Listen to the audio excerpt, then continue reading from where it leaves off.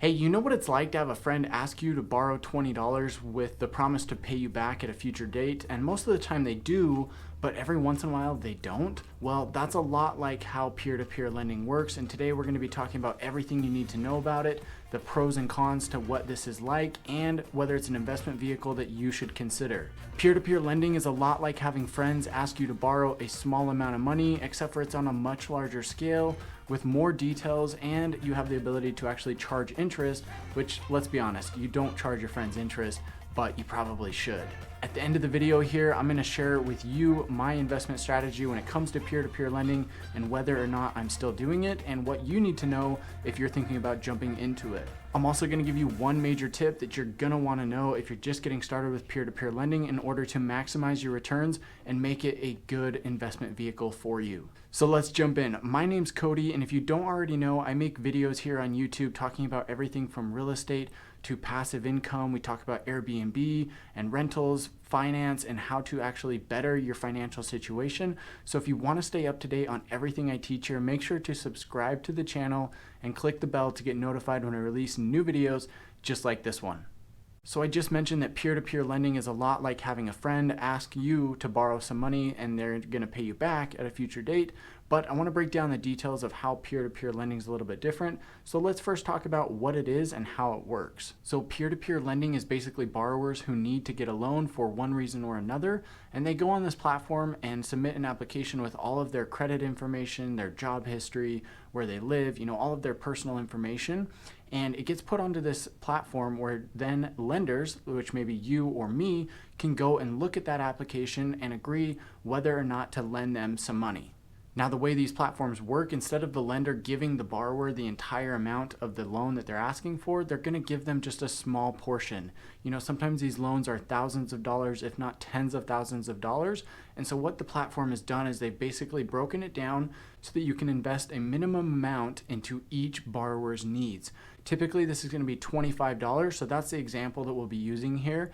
So you, as the lender, will invest $25 towards whatever the loan amount is that that borrower needs. So they might be asking for, let's say, $10,000, and if each lender gave them $25, that means that there would be over 400 different investors invested in this one loan. For the borrower, this really doesn't make much of a difference, whether they've got one person that's contributing a lot of the money or they've got multiple people, it doesn't really matter. But for the lenders, it's incredibly important because it allows you to spread out your risk among many loans. And if somebody doesn't pay you back, you only lost $25. You didn't take a chance by lending them $500 and then they don't pay you back and you're out $500. You only lose a small amount. What's important to remember here is that most people are going to pay you back. In fact, looking at my own peer-to-peer lending account, I can see that about 10% of people fail to pay me back. That does mean that 90% of people are paying me back though. So you always do take a little bit of a risk when you lend money to people. And from my experience, you have about a 1 in 10 chance that they're not going to pay you back. By spreading out your risk, by only investing a small amount of money, it really makes it a lot safer of an investment for you. The other cool thing is that you do get to choose who to lend money to. So when you go onto the platform and you agree to lend money to somebody, you get access to all of the information that they've provided. This includes where they live, what their credit utilization is, how long they've been employed, whether they own a home or they're renting. There's a lot of information here that will actually allow you to gauge who to lend money to and who not to lend money to. Now, we won't be going into that just because there's so much to cover there. There's so many variables, and it really comes down to what you think is a good reason for somebody to borrow money for, as well as what factors you want to look at when deciding to lend them money. So let's talk a little bit about what the borrowers use this money for and what those reasons are. It could be anything from credit card debt to reconsolidating other debt, medical expenses, saving up for a down payment on a house. There's a number of different legit and reasonable items that somebody might want to borrow some money from you. But in fact, borrowers can even request a loan for something that's incredibly stupid, like paying for a dream vacation. I mean, look at this. This is an example of somebody who's requested to borrow some money for a vacation. Now, when you go and filter through the loan, it actually says paying for a dream vacation. So this person is attempting to borrow $26,575. You can see here that they've got a 60-month term, which is going to be 5 years. They're going to have a monthly payment of $635 to pay back this loan at a 15.24% interest rate just to go on a vacation. This is incredibly stupid, guys. Do not do this. They rent a home. They've been employed for a while, but you can see here their individual gross income, $5,300 per month. They should not be spending $26,575 for a dream vacation. So the borrower gets the money and some time goes by, and then they start making payments back to you and to all of the other lenders with interest. Depending on how much you invest with them and the interest rate and term of the loan will determine how much you actually get back each time they make a payment on their loan.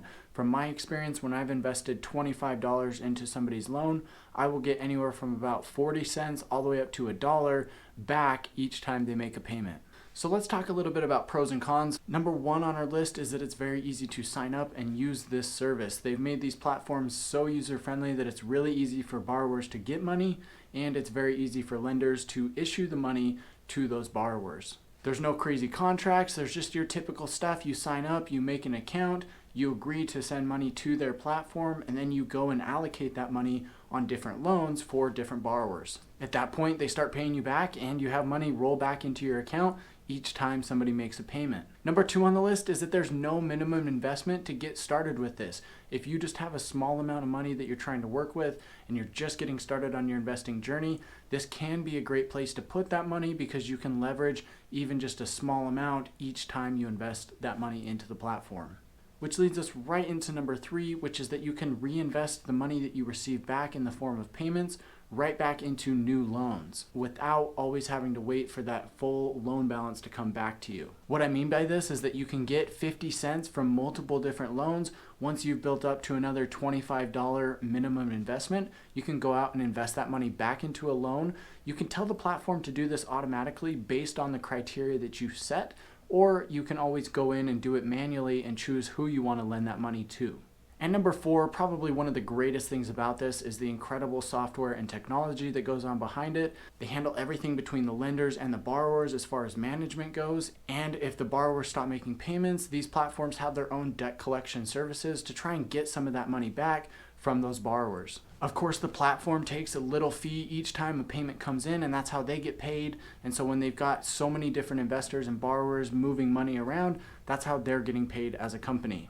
The way that the company takes care of this makes it so easy. You can literally just kind of sit back, relax, and you don't have to do anything except smash the like button here on this video. Jumping over to cons, the first one on the list is that there's not a lot of personal information on the borrower. You don't know these people. Really, nobody knows this person. You've only got some ambiguous information about their credit score, where they live, what kind of job they have, how much money they make. And of course, the platform does try to verify that information to make sure that it's accurate for you, but you don't know this person like you might know somebody in real life. Number two on the list is that borrowers can use the money for dumb things, whether they're using it to pay for a dream vacation, which they shouldn't be getting a loan for, or they can take that money and end up spending it on something that they didn't tell you they were going to spend it on. And number three on our list is that there's an incredibly slow payback. Now, depending on how much money you have invested in the system will determine how quickly you get paid back and what those amounts are, but there's really no way to expedite the process, right? You make the loan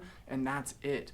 Now, there is a secondary market where you can go and sell these notes to other investors at a discounted rate, but you're going to take a huge hit and you're basically going to lose all of the return that you got on those notes in the first place. So I don't recommend that unless you're really just looking to get out of the whole process all at once. And number four on our list is that I think the returns that you can get from this investment vehicle are slightly lower than you should expect to get by investing your money in another avenue.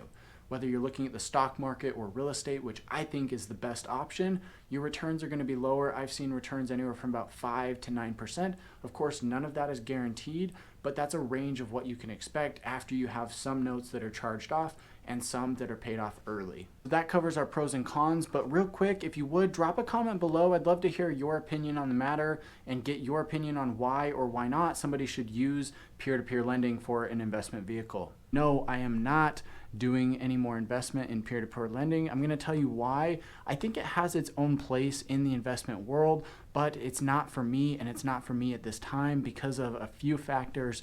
mainly the cons that we talked about before, as well as one other thing that's totally out of my control, and that is the economy of the US and the world, right? You know, the economy's been really good for the last 8 to 10 years. There's been a lot of money flowing, you know, a lot of people borrowing, a lot of people lending, and I'm just kind of worried that if the economy turns, there's going to be a large amount of people that lose their jobs and are no longer able to make these payments. And so when they're borrowing, you know, $26,000 for a dream vacation and they have a payment of $630 on that loan, when they're only making $5,000 per month, that's a huge chunk of their monthly income, and I'm worried that I'm not going to get paid back. So if I'm already seeing a 10% charge off on my loans, I worry that that will go up to anywhere from 15 to 20% if the economy turns around and if terms are not so good or unemployment goes up.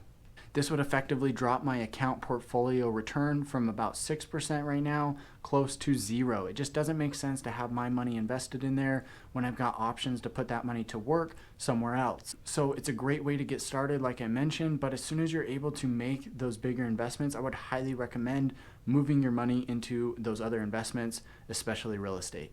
The last thing that I want to share with you guys, like I mentioned at the beginning of the video, is the major tip that I had talked about.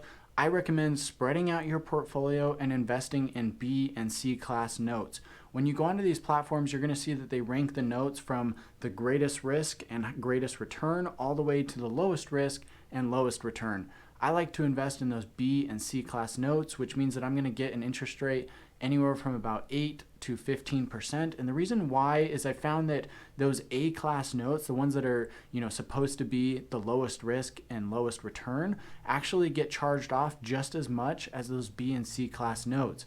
So if I can get a higher interest rate on the B and C class notes, then why wouldn't I do that if they're just as likely to be paid back as those A class notes? So guys, that wraps up our video here. Please consider subscribing to the channel and clicking that bell to get notified when I release new videos just like this one, so that you can get educated on all things real estate, passive income, Airbnb and rentals, and peer-to-peer lending, and anything else business and finance related. I'd love for you to be a part of it. If you would, give me a like here on the video if you haven't already done so. It would really help me out with the YouTube algorithm.